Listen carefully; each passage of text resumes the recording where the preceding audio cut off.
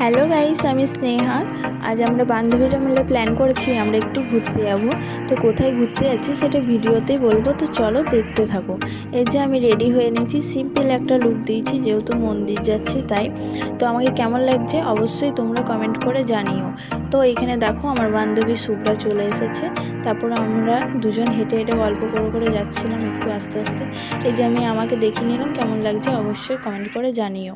এটা হচ্ছে আমাদের গোপাল মাঠের রাস্তা। তারপরে দেখো এখানে বৈশাখী দাঁড়িয়ে দাঁড়িয়ে আমাদেরকে বলছে 2 ঘন্টা থেকে দাঁড়িয়ে আছে। আমরা বললাম হতেই পারে না, 2 মিনিট হয়তো হয়েছে। তারপরে দেখো আমরা তিনজন গল্প করে করে যাচ্ছিলাম। এটা হচ্ছে শুভ্রা, এটা হচ্ছে বৈশাখী। তারপরে আমরা চলে এসেছি গোপাল মাঠ শিবশক্তি ধাম।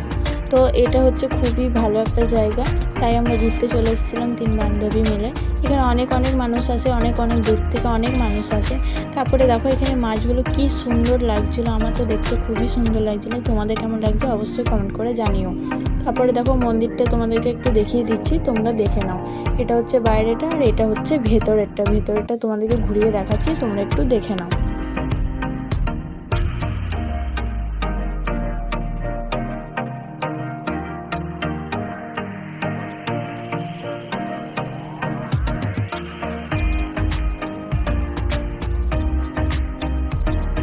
তারপরে এখানে দেখো ভোলে বাবাকে পুরোহিত মশাই একটু সাজাচ্ছিল যেহেতু আরতি বসবে তাই।